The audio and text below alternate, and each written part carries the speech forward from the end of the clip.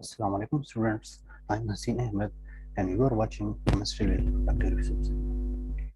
आज हम functional groups के बारे में पढ़ेंगे कि फंक्शनल ग्रुप क्या है और ऑर्गेनिक कंपाउंड्स में डिफरेंट फंक्शनल ग्रुप किस तरह के होते हैं। तो चलो स्टार्ट लेते हैं फंक्शनल ग्रुप से।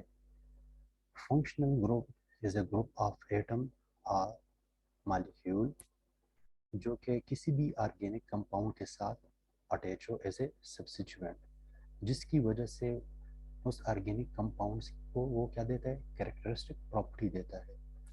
मतलब कि उस ऑर्गेनिक कंपाउंड्स की जो कैरेक्टरिस्टिक प्रॉपर्टीज होती है वो उस फंक्शनल ग्रुप की वजह से होती है। हमारे पास डिफरेंट तरह के फंक्शनल ग्रुप्स है जिसको हम वन बाय वन स्टडी करेंगे कि फंक्शनल ग्रुप कौन कौन से है और उसको हम रिप्रेजेंट किस तरह करते हैं और उसका जो जनरल स्ट्रक्चर है या जनरल फार्मूला है वो किस तरह का होता है। तो अब ये क्वेश्चन एराइज हो रहा है कि फंक्शनल ग्रुप की वजह से ऑर्गेनिक कंपाउंड को ये कैरेक्टरिस्टिक प्रॉपर्टीज किस तरह देता है।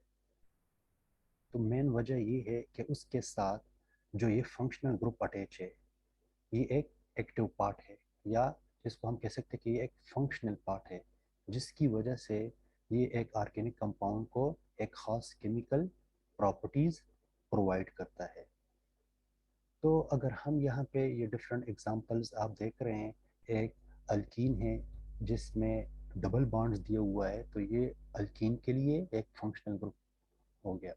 अब अगर हम अल्काइन की बात कर ले तो अल्काइन के लिए जो ट्रिपल बॉन्ड नज़र आ रहा है तो ये किसके लिए है, अल्काइन के लिए है। और यहाँ पे जो थर्ड एग्जांपल आपको दिख रहा है R X, R alkyl group और उसके साथ एक्स जो अटैच है, एक्स ये क्या है आपके पास, हेलोजन। कोई भी हेलोजन हो सकता है like fluoro chloro bromo iodo etcetera. तो जो फोर्थ और लास्ट एग्जांपल देख रहा है आर, आर के साथ ओ एच अटैच है, O H functional group for alcohol, तो ये आपके पास क्या है, एक अल्कोहल है। तो अगर यहाँ पे इस टेबल में देख ले तो टेबल में मैंने टू पार्ट्स में डिवाइड किया हुआ है। एक साइड पे नॉर्मल जो फंक्शनल ग्रुप्स है या नॉर्मल कंपाउंड्स है वो दिए हुए हैं और फिर उसके बाद उसका जनरल फार्मूला है। फिर राइट साइड पे कंपाउंड कंटेनिंग कार्बोनिल फंक्शनैलिटीज़, तो वो भी डिफरेंट कंपाउंड्स दिए हुए हैं और उसके साथ उसके सामने बिल्कुल जनरल फार्मूला दिया हुआ है। तो अगर हम स्टार्ट ले ले, जो लेफ्ट साइड पे ऑर्गेनिक कंपाउंड्स दिए हुए हैं अल्केन, तो अल्केन का अगर जनरल फार्मूला देख ले तो अल्केन का जनरल फार्मूला है CnH2n+2। उसके बाद अल्कीन आ रहा है। जिस तरह लास्ट एग्जांपल में यहाँ पे हमने देख लिया कि अल्कीन के लिए क्या फंक्शनल ग्रुप है, डबल बॉन्ड। तो अगर उसका जनरल फार्मूला हम यहाँ पे देख ले तो अल्कीन के लिए जो जनरल फार्मूला है वो है CnH2n। उसके बाद आ रहा है अल्काइन। अल्काइन यहाँ पे भी लास्ट पेज में जो हमने एक एग्जांपल देखा था कि इसका फंक्शनल ग्रुप है हमारे पास ट्रिपल बॉन्ड। तो अगर जनरल फार्मूला देख ले यहाँ पे तो इसका जनरल फार्मूला आ रहा है हमारे पास CnH2n-2। उसके बाद नेक्स्ट एग्जांपल आ रहा है अल्काइल हैलाइड का, जो कि इसका जनरल फार्मूला बन रहा है हमारे पास RX। फिर है अल्कोहल, लास्ट एग्जांपल में भी हमने स्टडी किया था इसको कि अल्कोहल आ रहा है ROH। फिर उसके बाद अमीन RNH2, देन ईथर। अगर हम यहाँ पे देख ले तो अल्काइल ग्रुप, अल्काइल ग्रुप के साथ कोई फंक्शनल ग्रुप अटैच है। ये लेफ्ट साइड पे जो सारे आपको डिफरेंट ऑर्गेनिक कंपाउंड्स नज़र आ रहे हैं या उसका जनरल फार्मूला नज़र आ रहा है, तो अगर हम यहाँ पे देख ले तो alkyl group which is attach to one of the functional group. तो अगर हम राइट साइड पे देख ले तो राइट साइड पे सारे के सारे जो एग्जांपल्स नज़र आ रहे हैं उसमें कार्बोनिल फंक्शनलिटी मौजूद है एक्सेप्ट नाइट्राइल। लेकिन नाइट्राइल को यहाँ कार्बोनिल फंक्शनलिटी में हमने क्यों शामिल किया हुआ है, फिर जब हम इसकी केमिकल प्रॉपर्टीज देखेंगे तो फिर आप वहाँ से अंडरस्टैंड कर लेंगे कि ये इस कैटेगरी में हमने क्यों डाला हुआ है। तो चलो यहाँ पे डिफरेंट ऑर्गेनिक कंपाउंड्स देखते हैं और उसका general formula. Like ketone, ketone का अगर हम जनरल फार्मूला देख ले तो कार्बोनिल फंक्शनलिटी जो कि अटैच है दो अल्काइल ग्रुप के साथ। कार्बोनिल का जो कार्बन है उसके साथ दो अल्काइल ग्रुप्स अटैच है। फिर अगर हम एल्डिहाइड को देख ले तो in case of aldehyde carbonyl functionality is attached to one of the alkyl group and the second one is hydrogen atom. Then in the next example, carboxylic acid. In carboxylic acid, अगर हम carboxylic acid के कार्बोनिलिक carbon को देख ले तो वो attach है एक अल्काइल ग्रुप के साथ और एक OH के साथ। फिर नेक्स्ट एग्जांपल में देख ले acid halide. In case of acid halide carbonylic carbon is attached to alkyl group and halogen atom. Halogen atom कोई भी हो सकता है। इस तरह लास्ट एग्जांपल में हमने अल्काइल हैलाइड के लिए स्टडी किया था कि एक्स में भी फ्लोरो फ्लोरो ब्रोमो एंड आयोडो, तो बिल्कुल उसी तरह यहाँ पे भी वो डिफरेंट हेलोजन एटम इसके साथ अटैच हो सकते हैं। फिर उसके बाद एमाइड की बारी आ रही है। तो अगर हम एमाइड की बात कर ले तो in case of amide carbonylic carbon किसके साथ अटैच है? अल्काइल ग्रुप के साथ। अल्काइल ग्रुप कोई भी हो सकता है, ये आपके पास सिंपल अल्काइल ग्रुप भी हो सकता है और एराइल पार्ट भी हो सकता है। जो आर रिप्रेजेंट किया हुआ है तो ये आपके पास अल्काइल भी हो सकता है और एराइल पार्ट भी हो सकता है। जो कि नेक्स्ट उसके साथ अटैच है NH2 के साथ अटैच है, जो कि कार्बोनिलिक कार्बन अगर अल्काइल या एराइल पार्ट के साथ अटैच हो और उसके साथ NH2 भी अटैच हो तो ये एमाइड की फंक्शनैलिटी है। फिर उसके बाद आ रहे हैं हमारे पास ester functionality. In case of ester carbonylic carbon एक तो अल्काइल ग्रुप के साथ अटैच होता है या एराइल पार्ट के साथ अटैच होता है और दूसरा अल्कोक्सी पार्ट के साथ। तो इट मीन्स के कार्बोनिलिक कार्बन किसके साथ अटैच है? अल्काइल ग्रुप और अल्कोक्सी ग्रुप के साथ। फिर अगर हम एनहाइड्राइड की बात कर ले तो इन केस ऑफ एनहाइड्राइड जो कार्बोनिलिक कार्बन है वो एक अल्काइल ग्रुप के साथ अटैच है और दूसरा कार्बोक्सिलेट के साथ अटैच है। या हम इसको इस तरह भी कह सकते हैं कि दो कार्बोनिल फंक्शनैलिटी है जो कि एक ऑक्सीजन एटम के थ्रू एक दूसरे के साथ कनेक्टेड है, तो इसको हम एनहाइड्राइड फंक्शनैलिटी कहेंगे। फिर नाइट्राइल की बारी आती है जो लास्ट एक एग्जांपल है जिसमें CN फंक्शनल ग्रुप है नाइट्राइल का जो कि अटैच है अल्काइल के साथ। तो ये हमारे पास बन रहा है नाइट्राइल फंक्शनैलिटी जो कि उसका जनरल फार्मूला है RCN।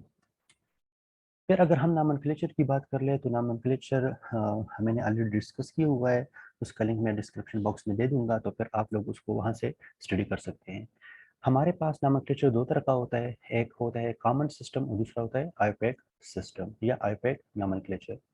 तो जनरली हम आईपैक नामनक्लेचर यूज कर सकते हैं क्योंकि सिस्टम जो हमारे पास कॉमन नामनक्लेचर होता है large number of organic compounds है, तो हर ऑर्गेनिक कंपाउंड का नाम याद रखना हमारे लिए बहुत ही मुश्किल है। तो इसलिए हम क्या करेंगे, डिफरेंट रूल्स इस्टेब्लिश किए गए हैं जिसकी वजह से किसी भी ऑर्गेनिक कंपाउंड को हम इजीली नाम दे सकते हैं। उसके लिए डिफरेंट रूल्स आप लोगों ने फॉलो करने, और वो रूल कौन कौन से हैं उसके लिए आप नोमेनक्लेचर वीडियो देख लें। फॉर एग्जांपल अगर हम यहाँ पे एक एग्जांपल देख ले तो जो फर्स्ट एग्जांपल है लेफ्ट साइड पे, यहाँ पे इथेनॉल लिखा हुआ है और ब्रैकेट में लिखा हुआ है इथाइल अल्कोहल। इथेनॉल इसका आईपैक नेम है और इथाइल अल्कोहल कॉमन नेम। फिर नेक्स्ट एग्जांपल आ रहा है प्रोपेन 1-ऑल या एन प्रोपाइल अल्कोहल। तो अगर हम यहाँ पे इस एग्जांपल की बात कर ले तो हमने जो हाईलाइट किया हुआ है नंबरिंग हमने स्टार्ट की हुई है किस कार्बन एटम से, जिसके साथ फंक्शनल ग्रुप अटैच है। इस केस में फंक्शनल ग्रुप कौन सा है? OH। OH किस चीज़ के लिए यूज होता है? अल्कोहल के लिए। तो अल्कोहल के लिए जो OH फंक्शनल ग्रुप है जिस कार्बन के साथ ये अटैच है तो नंबरिंग भी हमने उसी कार्बन से स्टार्ट करनी है। For example 1, 2 and 3। तो ये हो गया हमारे पास। जब कभी भी आप नंबरिंग स्टार्ट कर ले तो हमेशा से उस कार्बन से या उस एंड से हम नंबरिंग स्टार्ट करेंगे जो कि फंक्शनल ग्रुप के करीब हो, या हम इस तरह भी कह सकते हैं कि फंक्शनल ग्रुप को कम से कम नंबर मिल जाए। फिर नेक्स्ट एग्जांपल में देख ले 2 OH है, तो अगर हम किसी भी एंड से नंबरिंग स्टार्ट कर ले तो दोनों सेम आ रहे हैं। तो फिर अब इस केस में आप लोगों की अपनी मर्जी है कि आपको किस एंड से नंबरिंग स्टार्ट करनी है। फिर अगर हम सेकंड रो में फर्स्ट एग्जांपल को देख ले मीथेन अमीन। मीथेन अमीन इसका आयोपैक नेम है और मिथाइल अमीन इसका कॉमन नेम हो गया। फिर नेक्स्ट जो एग्जांपल है प्रोपेन 1 अमीन। जिस तरह फर्स्ट एग्जांपल में अल्कोहल के लिए हमने यूज़ किया था कि नंबरिंग हमने कहाँ से स्टार्ट करनी है, इसी तरह यहाँ पे इस केस में भी है नंबरिंग हम उस कार्बन से स्टार्ट करेंगे जिसके साथ फंक्शनल ग्रुप अटैच है या फंक्शनल ग्रुप को कम नंबर मिल रहा हो। फिर नेक्स्ट एग्जांपल को देख ले, प्रोपेन टू अमीन। तो अगर ये तो सिंपल जो है ना कंपाउंड्स है जिसमें एक फंक्शनल ग्रुप मौजूद है, तो हम इस तरह के कंपाउंड्स को इजीली नाम दे सकते हैं। तो अगर ऐसे कंपाउंड्स जिसमें एक से ज़्यादा फंक्शनल ग्रुप्स मौजूद हो, तो उस केस में हम इसको आईपैक नेम किस तरह देंगे। तो अगर एक हो तो वो इजी है, जो उसका फंक्शनल ग्रुप आ रहा है उसको हम सफिक्स के तौर पे यूज़ करेंगे। लेकिन अगर दो डिफरेंट फंक्शनल ग्रुप मौजूद हो तो फिर हम प्रायोरिटी आर्डर देखेंगे। ये प्रायोरिटी आर्डर दिया हुआ है जो कि टॉप की तरफ जब हम मूव कर रहे हैं तो प्रायोरिटी आर्डर इंक्रीज हो रहा है। फॉर एग्जांपल इसका मतलब क्या है कि अगर दो डिफरेंट फंक्शनल ग्रुप्स मौजूद हो like carboxylic acid and ester functionality, then ester को हम फिर सब्स्टिट्यूएंट के तौर पे यूज करेंगे और कार्बोक्सिलिक एसिड को पेरेंट नेम के तौर पे यूज करेंगे। फॉर एग्जांपल यहाँ पे जो फर्स्ट एग्जांपल राइट साइड पे दिया हुआ है उसको देख ले। इसमें एक कार्बोक्सिलिक फंक्शनलिटी मौजूद है और एक ईस्टर फंक्शनलिटी मौजूद है। तो अगर हम कार्बोक्सिलिक एसिड को देख ले इस टेबल में, तो वो प्रायोरिटी के हिसाब से बिल्कुल टॉप पे है। तो इट मीन्स कि कार्बोक्सिलिक एसिड को हम पेरेंट कंसिडर करेंगे और बाकी जो ईस्टर फंक्शनलिटी है उसको हम कंसिडर करेंगे एज एन सब्स्टिट्यूएंट। तो इसको नाम किस तरह देंगे, जिस तरह रूल्स में बताया हुआ है कि सब्स्टिट्यूएंट को हम बिल्कुल स्टार्ट में लिखते हैं या प्रीफिक्स में लिखते हैं, और जो पेरेंट नेम होता है वो बाद में लिखते हैं सफिक्स में। तो इसका नाम बनेगा त्रिमिथॉक्सी। ये मिथॉक्सी कहाँ से आया हुआ है, जो ईस्टर का मिथॉक्सी या अल्कोक्सी ग्रुप है जो कार्बोनिलिक कार्बन के साथ अटैच है, उसको सबसे पहले लिखना है। फिर उसके बाद जो कार्बोनिलिक कार्बन है उसका पोजीशन मेंशन करके उसको मेंशन करना है। तो इस तरह की जो कार्बोनिलिक कार्बन होता है तो उसको अगर हम एज ए सब्स्टिट्यूएंट कंसिडर कर लें तो उसके लिए हम वर्ड ऑक्सो यूज करेंगे। तो अभी हमारे पास ये बन रहा है त्रिमिथॉक्सी थ्री ऑक्सो। अब अगर हम कार्बन काउंट कर ले तो कितने कार्बन है, 3 कार्बन है, तो प्रोपेन बन जाएगा। और प्रोपेन का जो ई है उसको हमने रिप्लेस करना है ओइक एसिड से। यहाँ पे सफिक्स में देख ले, सफिक्स में ओइक एसिड लिखा हुआ है। इट मीन्स के जो पेरेंट नेम आपके पास बनता है उसके सफिक्स में आपने क्या करना है, ओइक एसिड ऐड करना है। तो अगर हम नेक्स्ट एग्जांपल में देख ले, जो कि हमारे पास एमाइड है या ईस्टर है, ईस्टर के लिए सफिक्स में क्या आता है, O8। एमाइड के लिए सफिक्स में आता है एमाइड, नाइट्राइल के लिए नाइट्राइल ही आएगा, एल्डिहाइड के लिए एल आएगा। एल मींस कि जो अल्केन का ई है वो रिप्लेस करना है किससे, एल से। इसी तरह कीटोन जो है अल्केन के ई को रिप्लेस करना है ओ एन ई से। इसी तरह अगर हम अल्कोहल की बात कर ले तो in case of alcohol alkane के ई को हम रिप्लेस करेंगे ओ एल से। अमीन के केस में अल्केन के ई को हम रिप्लेस करेंगे अमीन से। इसी तरह अल्कीन जो आपके पास आ रहा है उसका सफिक्स है ई एन ई, मतलब ईन। सही हो गया। अब अल्काइन, अल्काइन का जो सफिक्स है वाई एन ई, और अल्केन हमारे पास ए एन ई। इसी तरह ईथर और अल्काइल हैलाइड के लिए इस तरह कोई भी सफिक्स नहीं है, मतलब कि ये हम यूज करेंगे प्रेफिक्स में। ये जो बिल्कुल एंड पे दो डिफरेंट फंक्शनल ग्रुप्स दिए हुए like ether and alkyl halide, इसको हमने यूज करना है प्रेफिक्स में। सही हो गया। और अगर हम प्रेफिक्स की बात कर ले तो जो डिफरेंट सब्स्टिट्यूएंट के तौर पे फिर हमने इसको यूज करना है उसको हम किस तरह लिखेंगे, लाइक ईस्टर, इसको हमने लिखना है अल्कोक्सी ऑक्सो। जो एन लिखा हुआ है, N represent the position of this functional group. इसी तरह एमाइड को अगर हम देख ले तो एन अमीनो एन ऑक्सो। उसी तरह एन भी यहाँ पे भी हम यूज करेंगे पोजीशन ऑफ एमाइड फंक्शनैलिटी। और अगर नाइट्राइल फंक्शनैलिटी या सी एन फंक्शनैलिटी मौजूद हो in the presence of the above 3 functional groups, तो इसको हम फिर प्रेफिक्स में यूज करेंगे। और प्रेफिक्स में अगर सी एन आ जाए तो फिर उसको इसके लिए हम वर्ड यूज करेंगे सयानो। इसी तरह अगर एल्डिहाइड जो है ना एज सब्स्टिट्यूएंट के तौर पे हम यूज करेंगे तो उसके लिए हम वर्ड ऑक्सो यूज करेंगे। बिल्कुल उसी तरह कीटोन के लिए भी वर्ड ऑक्सो यूज करेंगे। अल्कोहल के लिए हाइड्रोक्सी यूज करेंगे। अमीन के लिए अमीनो यूज करेंगे। अल्कीन के लिए अल्कीनाइल। अल्काइन के लिए अल्काइनाइल। अल्केन के लिए अल्काइल, ईथर के लिए अल्कोक्सी और अल्काइल हैलाइड के लिए हेलो। तो यहाँ पे डिफरेंट जो फंक्शनल ग्रुप्स दिए हुए हैं, अब इसको मैंने दो कैटेगरीज में डिवाइड किया हुआ है on the basis of reactivity of functional groups.